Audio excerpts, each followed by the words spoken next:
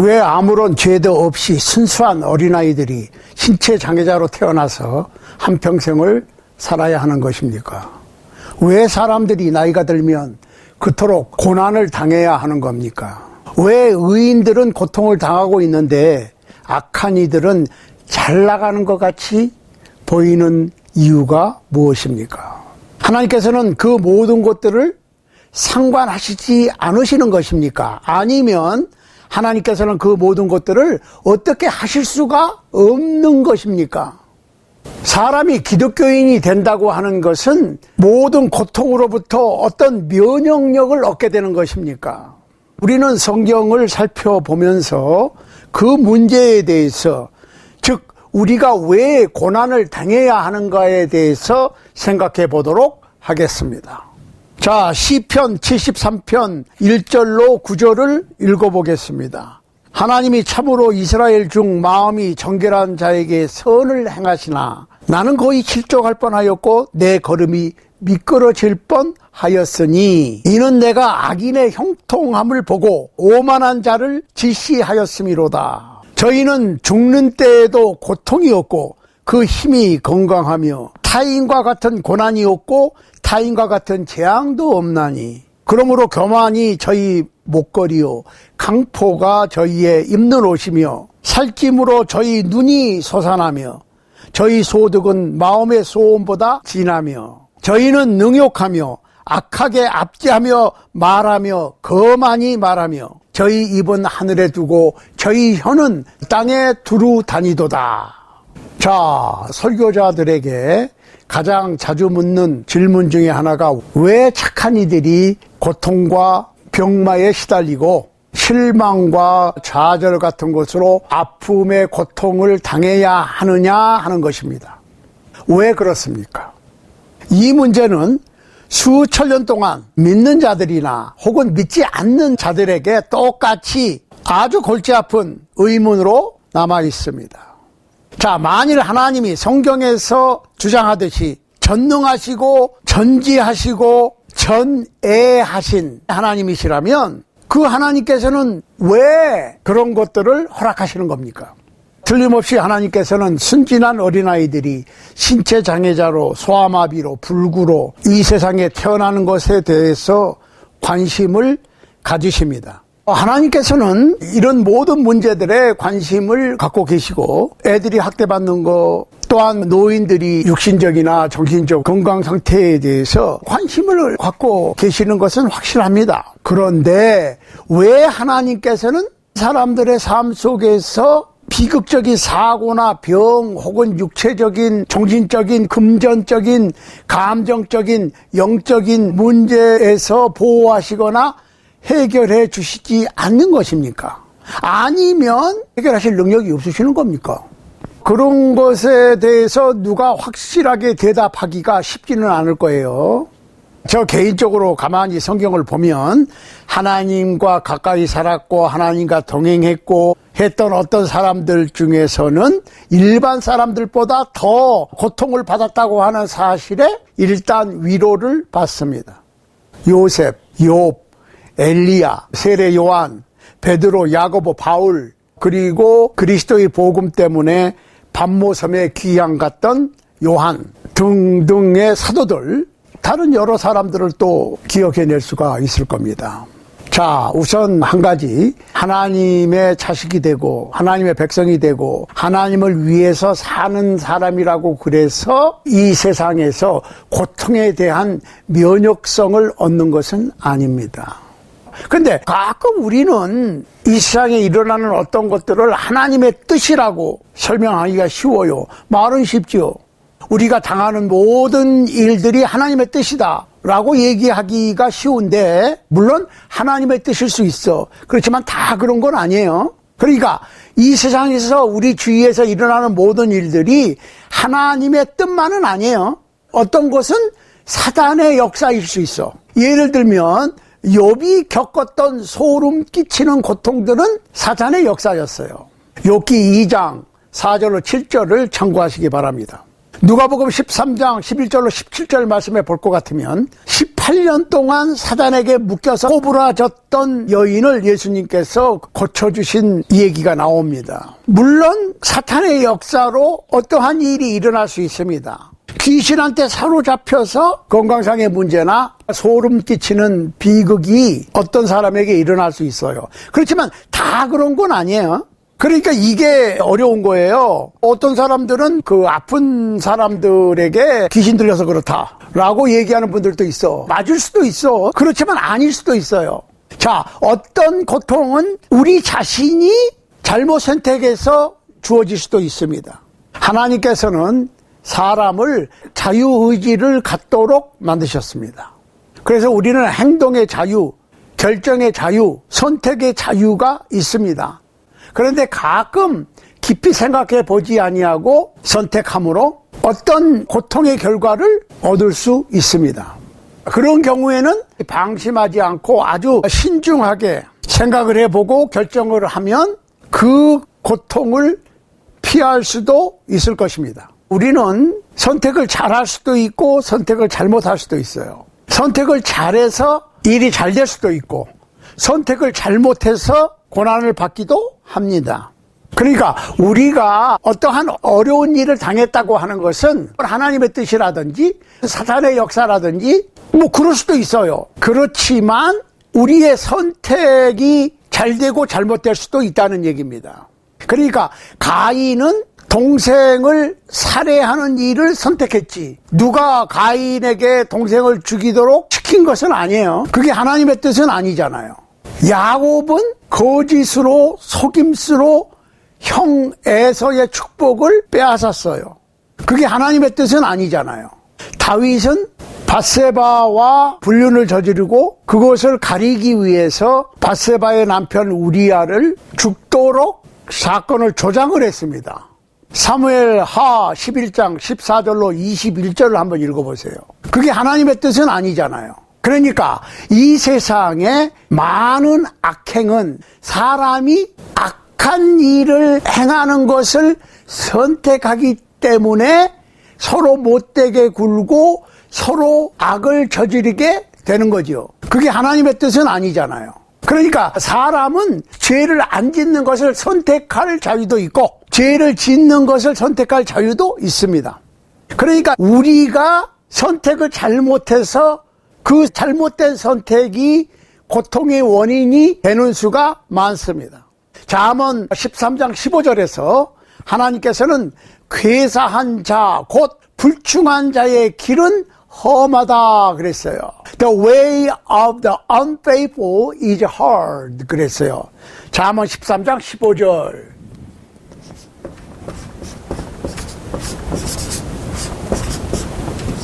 불충한 자의 길은 험하다. 그러니까 하나님께 충성하지 못해서 험한 길을 갈 수도 있습니다. 그렇지만 다 그런 건 아니에요. 또 하나님께서는 악인에게는 많은 슬픔이 있다 그랬어요. 시편 32편 10절.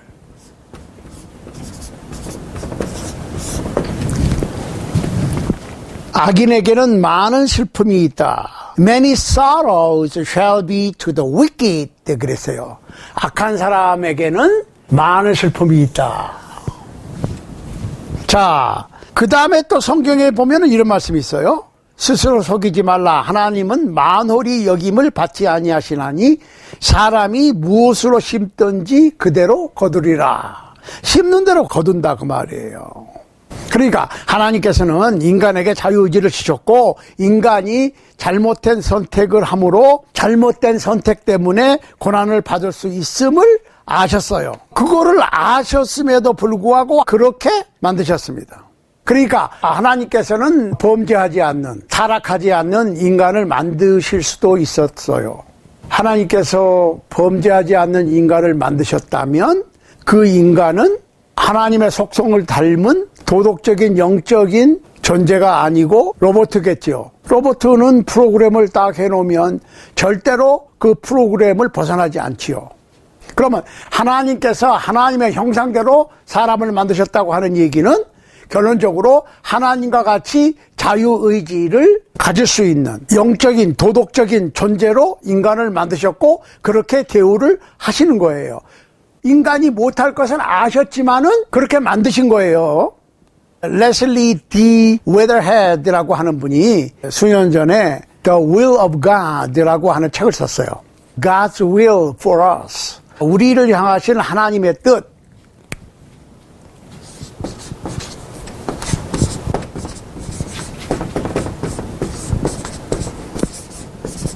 우리를 향하신 하나님의 뜻이라고 하는 책을 썼는데 아주 이분이 하나님의 뜻에 대해서 성경을 잘 풀이했어요. 그러니까 하나님의 뜻에는 두 가지가 있다는 거예요. 하나는 God's intentional will, 하나님의 의도적인 뜻. 하나님의 뜻에는 두 가지가 있다.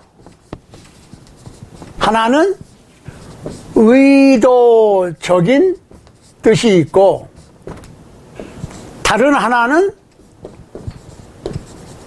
상황적인 뜻이 있다. 그러니까 예를 들어서 이런 거예요. 하나님의 의도적인 뜻, intentional will은 하나님의 이상적인 계획, 우리의 삶을 위한 계획적인 뜻이죠. 하나님의 의도적인 뜻, 하나님께서 의도하신 뜻.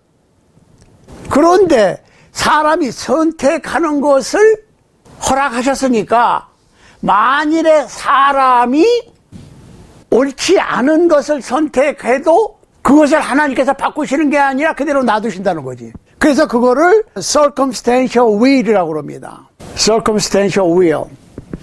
어떠한 상황은 사람이 선택을 해서 되는 것이고 그러면 하나님께서 그거를 하나님의 의지대로 바꾸시는 것이 아니라 놔두신다는 거예요. 그러니까 결론적으로 하나님께서는 우리가 잘 되기를 원하시고 우리가 살아가는 데 있어서 이렇게 해서 바른 선택을 하고 기쁜 즐거운 긍정적인 아름다운 삶을 살기를 원하시는데 사람이 순간 어떠한 동기로 잘못 선택을 해서 인생이 비극적으로 풀린다고 해도 하나님께서는 그거를 하나님의 의지대로 바꾸시는 게 아니라 놔두신다는 거지. 그게 하나님의 뜻 중에서도 하나님께서 의도하는 뜻이 아니라 내가 선택해서 그러한 상황이 되었을 때 그냥 놔두시는 하나님의 상황적인 뜻이라는 거죠. 욥기 14장 1절 한번 보세요. 욥기 14장 1절. 여인에게서 난 사람은 사는 날이 적고 괴로움이 가득하다 그랬어요. 괴로움이 가득하다 그 얘기는 full of trouble, 문제가 많다 그 얘기지. full이니까 많다라기보다는 꽉 찼다, 가득하다 그 말이지. 문제가 가득해. 그러니까 성경에 보면 이거는 악한 이들만 그런 게 아니라 의인들, 여인에게서 태어난 사람은 하나님의 사람들까지도 포함되는 거예요. 자, 그런데 잘 보시라고. 그것이 우리의 선택에 의한 것이든 사단의 역사로 그런 것이든 상관없이 우리가 당하는 모든 고난에 대해서 생각해 볼 필요가 있어요. 고난은 누구에게나 어떤 이유에서든지 고난은 있어. 크리스찬이라고 그래서 고난에 대한 면역력이 키워져서 고난을 안 당한다 라고 주장하는 것은 맞는 주장이 아니죠. 고난은 누구나 당해. 믿는 사람이든 믿지 않는 사람이든. 그러니까 고난은 모든 사람에게 닥치는데 그 고난이 어떤 사람에게는 저주가 될 수도 있고 어떤 사람에게는 유익이 될 수도 있다. 고난이 저주로 될 수도 있고 고난이 축복으로 결론 지어질 수도 있다는 거예요. 여기에 대해서 우리가 몇 가지 생각을 해봐야 돼. 첫 번째로 고난이라고 하는 것은 우리가 갖고 있는 나쁜 것들을 좋게 만듭니다. 오늘날에 어떤 설교자들이 뭐 기적도 베풀고 병도 고치고 한다고 그러는 분들이 사람들이 항상 건강하고 행복한 삶을 사는 것이 하나님의 뜻이라고 말씀을 하는데 그 말씀이 틀린 얘기는 아니지만 꼭 그런 것은 아닐 수도 있다는 거예요. 그러니까 고통당하는 사람은 고통을 당하지 않는 사람보다 더 많은 하나님의 은혜를 경험합니다. 어떤 사람은 고난을 거의 안 당하는 것처럼 보일 수도 있고, 어떤 사람은 고난을 다른 사람보다 더 많이 당할 수도 있어요. 그런데 성경에 보면 고난을 당하는 자가, 아니면 고난을 더 많이 당하는 자가 고난을 당하지 않는, 혹은 고난을 덜 당하는 사람보다 더 많은 하나님의 은혜를 경험합니다. 고린도 후서 12장 8절 9절에 보면 사도 바울이 이렇게 얘기했어요. 이것이 내게서 떠나기 위하여 내가 3번 주께 간구하였더니 내게 이르시기를 내 은혜가 네게 족하도다. 이는 내 능력이 약한 데서 온전하여 짐이라 하신지라. 이러므로 도리어 크게 기뻐함으로 나의 여러 약한 것들에 대하여 자랑하리니 이는 그리스도의 능력으로 내게 머물게 하려 함이라. 잠깐, 바울이 사탄의 가시, 육체의 고통에서 해방되는 것이 하나님의 뜻이었느냐? 바울은 믿음의 사람이었죠. 만일 하나님께서 믿음의 사람인 바울을 고쳐주시는 것이 하나님의 뜻이었다면 왜 하나님께서는 바울의 고통을 고쳐주시지 않으셨습니까? 하나님께서는 바울의 육체적 고통을 고쳐주신 대신에 내 은혜가 네게 족하다 그러셨어요. 그 얘기는 무슨 얘기입니까? 고통을 받는 신앙이니 기적적인 치유를 받는 사람들보다 하나님의 은혜를 더욱더 경험하게 된다, 그 말이지요. 그러니까 오늘날 이 시간에도 많은 고통 가운데 그것이 어떤 것이든지 상관없어요. 그것이 정신적이든 육체적이든 금전적이든 영적이든 육적이든 상관없이 고난당하는 분들은 분명히 하나님께서 더욱더 큰 은혜를 베풀기 위한 수단으로 고통을 치유해 주시지 않고 있다고 하는 진리를 이해하실 수 있게 되기를 바랍니다. 두 번째로, 고통에는 목적이 있습니다. 첫 번째로는 뭐예요? 첫 번째로는 나쁜 것을 좋게 하신다고 말이에요. 고통을 통해서 더욱더 하나님의 은혜를 경험하게 되니까. 두 번째로, 고통에는 목적이 있다. 목적이. 자, 사도 바울은 감옥에서 보낸 시간이 굉장히 많았어요. 그런데 주님께서는 왜 복음에 열심하고 전파의 의무를 성실히 수행한 바울을 참혹하게 감옥에 버려지도록 허락하셨는가? 그러니까 바울이 그렇게 소아시아 지방을 다니면서 열심히 복음을 전했고 로마에까지 갔어요. 그런데 로마에 갈 때는 쇠사슬에 묶여서 구금 생활을 했죠. 그러면 하나님께서는 왜 바울을 자유롭게 온 세상에 더 다니면서 복음을 전하도록 하시지 않으셨습니까? 결국은 사형을 당하는 대신에 자유롭게 다니면서 복음을 더 많이 전파하도록 역사하셨어야 우리 직성에 풀리죠. 그런데 왜 그렇게 안 하셨느냐 그 말이에요. 바울은 아마 바울이 받은 계시를 편지로 쓸 시간이 없었을 것입니다. 물론 시간 나는 대로 바울이 받은 계시를 편지로 썼습니다.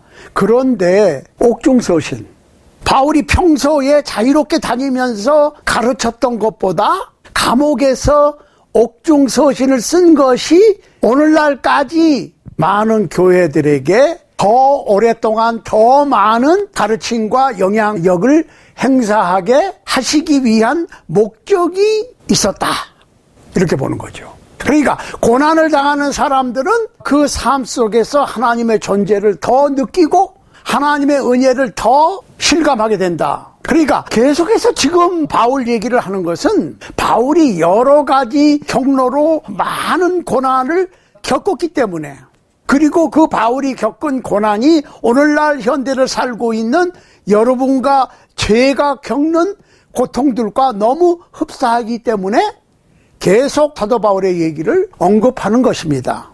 사도 바울은 로마의 감옥에서 디모데에게 편지를 썼는데, 내가 처음 변명할 때에 나와 함께 한 자가 하나도 없고 다 나를 버렸다 그랬어요. 디모데후서 4장 16절입니다. 다 떠나갔다. 저희에게 허물을 돌리지 않기를 하나님께 기도한다. 그러니까 바울이 로마 감옥에 있으니까 바울 곁을 떠나갔던 모든 사람들을 비난하지 않게 되기 위해서 기도한다, 그 얘기예요. 디모데후서 4장 17절 보세요. 주께서 내 곁에 서서 나를 강건케 하심은 나로 말미암아 전도의 말씀이 온전히 전파되어 이방인으로 듣게 하려 하심이니 내가 사자의 입에서 건지웠느니라. 디모데후서 4장 18절입니다. 주께서 나를 모든 악한 일에서 건져내시고 또 그의 천국에 들어가도록 구원하시리니 그에게 영광이 세세 무궁토록 있을지어다. 아멘. 자, 가장 큰 아픔은 친구가 떠나가고 아무도 함께 하지 않는다는 것을 느낄 때일 것입니다.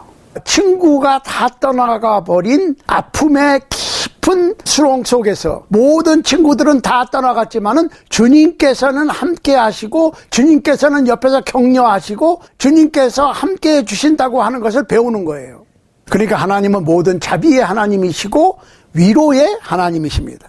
고린도후서 1장 3절 말씀을 참고하시기 바랍니다. 그러니까 어떻게? 첫 번째로는 고난은 우리가 갖고 있는 어떤 나쁜 것을 좋게 하신다는 거고, 두 번째로는 고난에는 틀림없이 목적이 있다는 거고, 세 번째로 고난은 고난당하는 사람의 인격을 정죄합니다. 그러니까 180도로 그 상황이 바뀔 수 있어요. 자존심과 자신의 명예와 허영과 건방진 것들의 찌꺼기가 고통의 용광로 속에서 정화됩니다. 용광로는 금광석을, 그러니까 금이 들어가 있는 돌멩이하고 금이 섞여 있는 거예요. 그거를 용광로에 집어넣으면 용광로에서는 불순물을 다 태워버리고 순금이 나오게 하는 거예요. 정죄하는 거지요. 고난 역시 크리스찬의 인격을, 불순물이 섞여 있는 믿음을 순금과 같이 정죄시키는 역할을 합니다. 역경과 고난은 겸손과 인내와 불굴의 정신과 감사와 신뢰와 희망이 만발한 정원으로 가꾸어지는 겁니다.